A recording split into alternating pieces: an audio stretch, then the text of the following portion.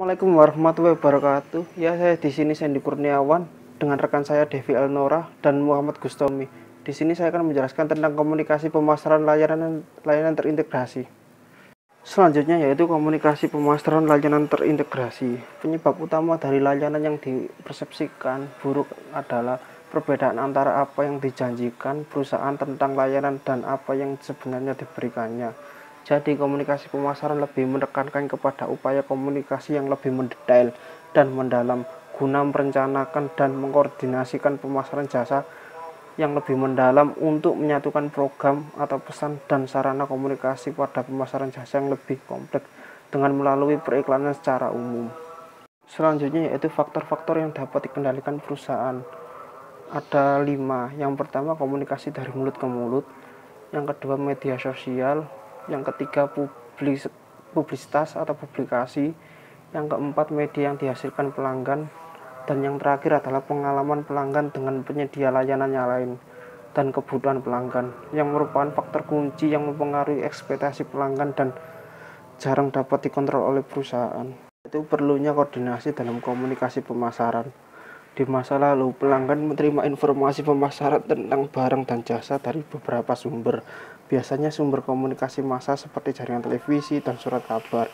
Dengan jumlah sumber yang terbatas, pemasar dapat dengan mudah menyampaikan citra merek. Namun konsumen saat ini dari barang dan jasa menerima komunikasi dari berbagai macam sarana pemasaran, seperti situs web, media sosial, periklanan, seluler, blog, serta email atau majalah yang ditargetkan dan tuan rumah promosi penjualan.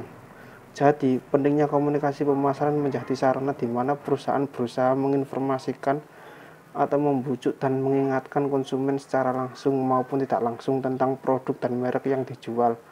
Komunikasi pemasaran dapat mempresentasikan suara perusahaan dan mereknya serta merupakan sarana di mana perusahaan dapat membuat dialog dan membangun hubungan dengan konsumen. Tantangan komunikasi layanan utama. Faktor-faktor yang berkontribusi terhadap tantangan komunikasi ini meliputi 5 faktor. Yang pertama yaitu ketidakmampuan layanan, yang kedua manajemen janji layanan, yang ketiga manajemen ekspektasi pelanggan, yang keempat pendidikan pelanggan, dan yang terakhir komunikasi pemasaran internal. Yaitu menggambarkan kesulitan yang terkait dengan intability dengan membaginya menjadi 5 yang masing-masing berimplikasi pada komunikasi pemasaran jasa. Yang pertama, eksistensi inkorporeal. Produk layanan tidak dibuat dari materi fisik maupun menempati ruang fisik. Yang kedua, abstrak. Manfaat layanan seperti keamanan finansial, kesenangan, dan kesehatan tidak berhubungan langsung dengan objek, sehingga sulit untuk divisualisasikan dan dipahami. Terus selanjutnya yaitu yang ketiga, umum mengacu pada kelas benda, orang, peristiwa, atau properti, sedangkan kekhususan mengacu pada objek, orang, atau peristiwa tertentu. Yang keempat yaitu tidak dapat ditelusuri karena layanan adalah sebuah kinerja seringkali tidak dapat dilihat dulu atau diperiksa sebelum pembelian. Yang terakhir, ketidakmampuan mental layanan seringkali kompleks, multidimensi, dan sulit dipahami secara mental. Selanjutnya yaitu manajemen harapan pelanggan. Komunikasi yang tepat dan akurat tentang layanan adalah tanggung jawab pemasaran dan operasi. Pemasaran harus secara akurat dan meyakinkan, mencerminkan apa yang terjadi dalam pertemuan.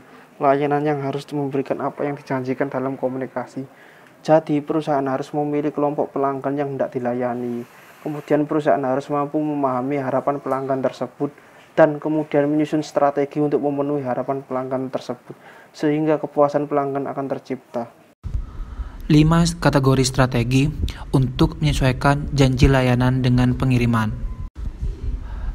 5 kategori strategis untuk menyusunkan janji layanan dengan pengiriman bertujuan untuk memberikan layanan yang lebih besar atau sama dengan janji yang dibuat. Dan ketiga sisi segitiga harus ditandingkan untuk melakukannya. Ada 5 poin. Yang pertama, alamat layanan intangibility. Yang kedua, gunakan association, reseptasi fisik, dokumentasi, dan visualisasi. Yang ketiga, ciptakan merek, server yang kuat. Yang keempat, buat penawaran layanan nilai bertingkat. Dan terakhir, komunikasikan kriteria dan tingkat efektivitas layanan. Alamat layanan Integrability. Pendekatan untuk mengatasi integrability layanan adalah strategis periklanan dan komunikasi layanan yang dengan jelas mengkomunikasikan atribut layanan dan memanfaatkan kepada konsumen. Dan yang kedua, strategis yang dirancangkan untuk mendorong komunikasi dari mulut ke mulut. Gunakan asosiasi, representasi fisik, dokumentasi, dan visualisasi.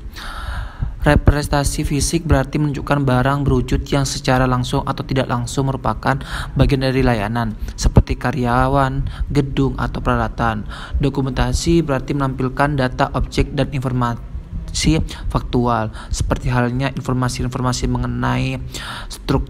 mengenai struktur atau peraturan dan kegiatan-kegiatan yang tertera pada hari itu juga. Ciptakan merek server yang kuat. Merek yang kuat adalah pengganti ketika perusahaan tidak menawarkan kain untuk disentuh, tidak ada celah panjang untuk dicoba, tidak ada semangka atau apel untuk diteliti, tidak ada mobil untuk test driver. Maksud dari ini adalah di mana iklan yang menghasilkan produk atau cuplikan yang sangat menarik ini harus mempunyai atau melakukan analisa terlebih dahulu untuk mendapatkan perhatian para konsumen. Oleh karena itu, dengan konsep atau strategis pengiklanan yang baik akan mendapatkan atau memperoleh output yang sangat baik juga. Buat penawaran layanan nilai bertingkat. Perusahaan produk terbiasa menawarkan berbagai versi produk mereka dengan harga yang sepadan dan dengan nilai yang dilihat dari pelanggan. Seperti halnya mobil dengan konfigurasi fitur yang berbeda, menambah label harga yang tidak sesuai dengan biaya, tetapi nilai yang dirasakan oleh pelanggan sesuai. Jenis bundling harga formal yang sama dapat diciptakan dalam layanan dengan memanfaatkan tambahan dan mengelola ekspektasi. Perusahaan kartu kredit menawarkan penawaran nilai berjenjang. Ini maksudnya adalah dengan memberikan penawaran-penawaran yang unik, layanan yang bertingkat akan menarik perhatian para konsumen. Komunikasi kriteria dan tingkat efektivitas layanan. Terkadang perusahaan dapat menetapkan kriteria yang digunakan pelanggan untuk menilai layanan. Pertimbangan pelanggan, bisnis yang membeli layanan, riset pemasaran untuk pertama kalinya mempunyai kredibilitas yang tinggi. Karena riset pasar adalah layanan yang ahli, maka sifat kredisi tinggi yang sulit dilihat oleh pelanggan.